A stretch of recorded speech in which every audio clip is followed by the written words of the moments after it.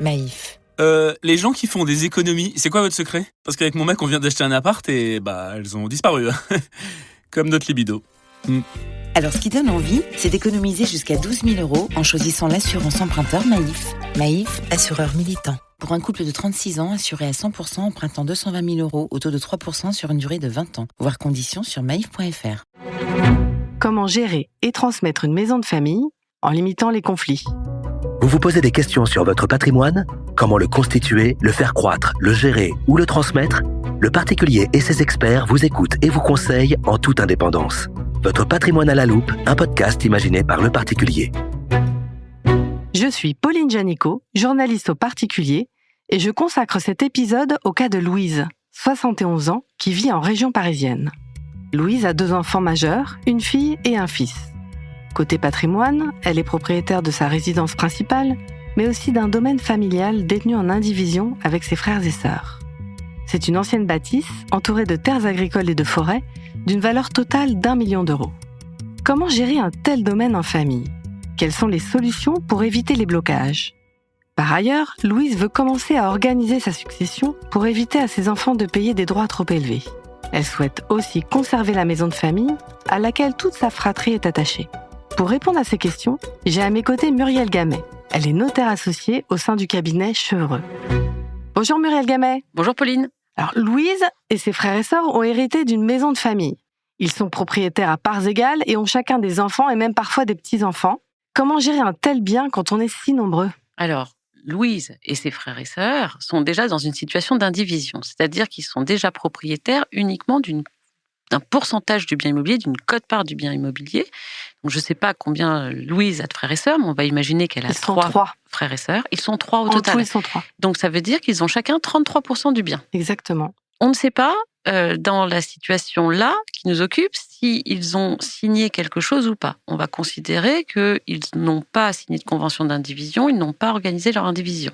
C'est donc la loi qui s'impose à eux. Oui. Et donc, ça veut dire que dans cette situation très inconfortable, pour vendre, il faut l'unanimité, mais pour entretenir, il faut un accord également des 3, et pour améliorer aussi.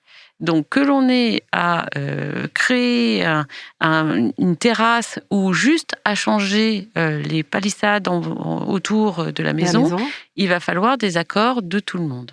Donc, ça peut compliquer en fait les travaux ou le quotidien. Ah, le quotidien déjà et les travaux ensuite. Comment sont répartis les frais quand on est en indivision ? Alors, dans un certain nombre de cas, aujourd'hui dans les maisons de famille, on va vous dire qu'il faut écrire un règlement de jouissance. Le règlement de jouissance, il dit simplement que les frais deviennent proportionnels au temps d'occupation. De la maison. Vous savez, parce que Louise et ses frères, peut-être pas, ils vont pas utiliser la maison à concurrence d'un tiers du temps chacun. Et vous allez pourtant chauffer, utiliser l'électricité, consommer de l'eau à chaque fois en fonction de votre utilisation. Donc, pour éviter ces débats déjà sur le quotidien, on vous dira, faites un règlement de jouissance et faites le prorata de présence, c'est ça ? Et de coût du bien qui soit conforme au nombre du jour de présence. Ça permet d'éviter les disputes ou les conflits ? Sur le fait que chacun paye l'électricité de l'autre. D'accord, c'est ça. Et sur les travaux d'amélioration, par exemple ? Pour les travaux d'amélioration, s'il y avait quelque chose d'urgent à faire, mais d'urgence, ça veut dire un trou dans la toiture dû à une averse de grêle. À ce moment-là, n'importe lequel des indivisaires pourra aller solliciter la réparation. Et les frais de réparation seront quand même à la charge des indivisaires. Mais si c'est juste parce qu'il y a de la mousse sur les tuiles et qu'il faut démousser les tuiles, là, on commence à discuter et à se dire il faut qu'on soit tous d'accord. Ouais, et ça, ça complique un peu le quotidien. Est-ce qu'il y a une façon plus simple de gérer cette maison, une forme juridique plus pratique ? 2 formes juridiques. Soit on reste en indivision et on doit écrire une convention d'indivision qui donnera en fait des pourcentages de décision, c'est-à-dire on dira 2 sur 3 doivent décider qu'il faut démousser le toit. Ouais. Okay. Soit on va se dire, on va organiser de façon encore plus importante cette indivision parce que il faut l'organiser dans sa gestion et on va créer une société civile immobilière. Une SCI. Une SCI. Ça permet quoi? C'est quoi les avantages de la SCI? On va apporter le bien à cette société civile immobilière. On va recevoir des parts à concurrence de ce que l'on a. Donc, on a dit tout à l'heure qu'ils étaient 3. Ils sont chacun propriétaires de 33% du bien immobilier. Ils vont recevoir 33% des parts de la société. Et on va écrire des statuts dans lesquels on va se décider pour dire, pour vendre le bien, quelle majorité on doit être. En général, on va mettre l'unanimité. Pour entretenir le bien de façon courante, est-ce qu'on ne donne pas ce pouvoir au gérant? Comment est-ce qu'on élit le gérant? Est-ce qu'on ne dit pas que dès lors qu'on est 2 sur 3 d'accord, le gérant peut être élu? Et donc, il aura les mains libres pour faire balayer, réparer la fuite d'eau, changer la tuile qui est cassée, réparer les serrures qui sont aujourd'hui abîmées, etc. Et puis, on va se dire, sur des dépenses peut-être plus importantes, on veut améliorer cette fois-ci, on veut créer une piscine, on veut faire un tennis, on veut faire un terrain de paddle, puisque c'est plus dans le terrain de paddle aujourd'hui. Est-ce qu'on doit être d'accord à 2 ou à 3? On va tout de suite prévoir dans les statuts quelle est la majorité de cette dépense. Ce qui permet de faciliter toutes les décisions, en fait. Exactement. Plus les statuts seront précis, plus la situation sera régulière. Et on peut être très très fin sur la rédaction, c'est-à-dire qu'on peut faire un peu tout ce qu'on veut? Exactement, on peut faire un peu tout ce qu'on veut, on peut tout prévoir par rapport à la situation de la maison, et puis essayer d'être le plus prospectif possible en se disant qu'est-ce qui va se passer demain ou dans 10 ans. Alors on l'a vu, la SCI a beaucoup d'avantages, mais quels sont ses inconvénients? Alors, la société civile, le premier inconvénient, c'est que si elle est constituée après être propriétaire du bien, ce qui est leur cas, il y a un coût. Parce que, on l'a dit tout à l'heure, Louise et ses frères et sœurs doivent apporter le bien à une société civile. Apporter, ça veut dire un acte de transfert de propriété. C'est donc un acte qui est publié. Donc, vous allez devoir aller chez le notaire pour pouvoir écrire un acte qui va transférer la propriété à cette nouvelle société. D'accord, c'est payant, évidemment. Et c'est payant. Deuxième chose, c'est payant au titre du transfert, mais c'est aussi payant au titre de la plus-value.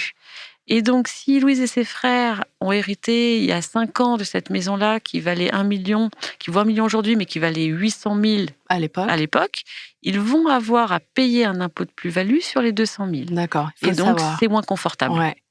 Et au quotidien, ça a des frais aussi, d'une SCI? Alors, la société civile, elle nécessite d'avoir une assemblée générale annuelle et évidemment une comptabilité. On n'est pas obligé de recourir à un comptable, un expert comptable, mais il faut qu'il y en ait un qui ait peut-être plus d'appétence pour la comptabilité, qui doive tenir le rôle de comptable. D'accord, il doit s'en charger.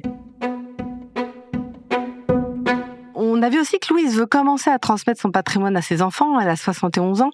Que peut-elle envisager concernant cette maison de famille ? Alors, vous savez que 71 ans, c'est un âge clé. Ouais. Il y a des valeurs qui sont relatives à la propriété. Quand on a 71 ans, on commence à se poser la question de savoir si on veut donner cette maison aux enfants ou aux petits-enfants.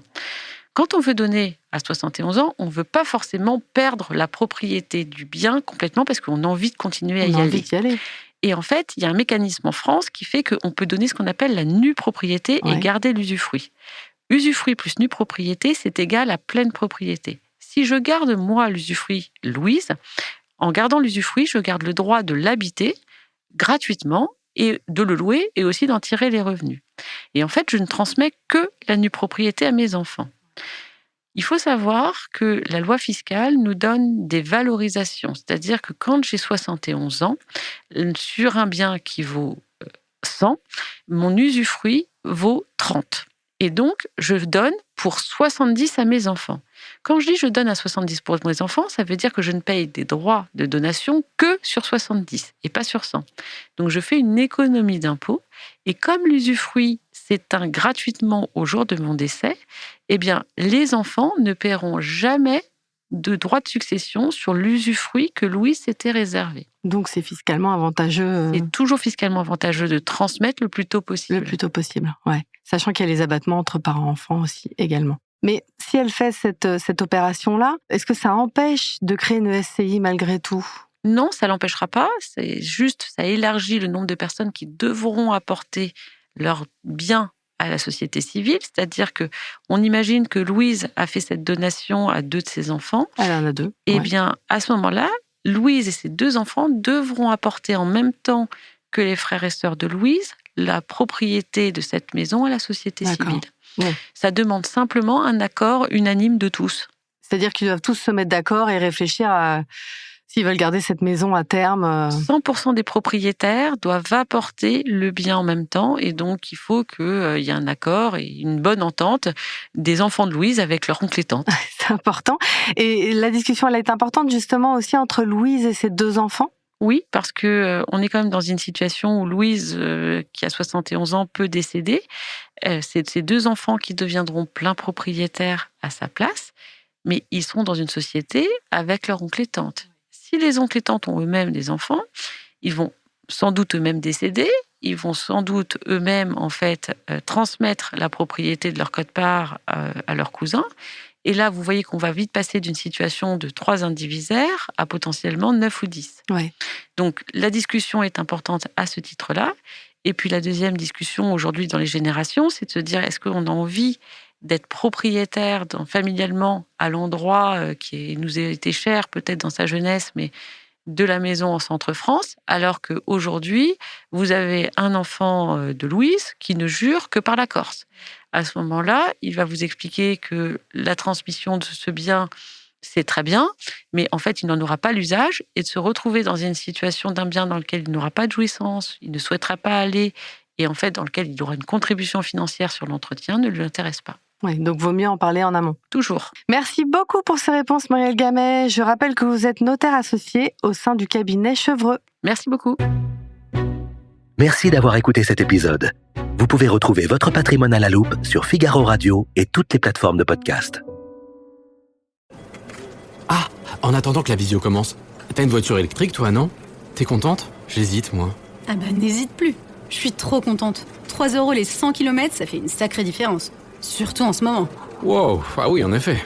Et en plus, maintenant, les voitures sont hyper fiables et il y a des bornes de recharge partout.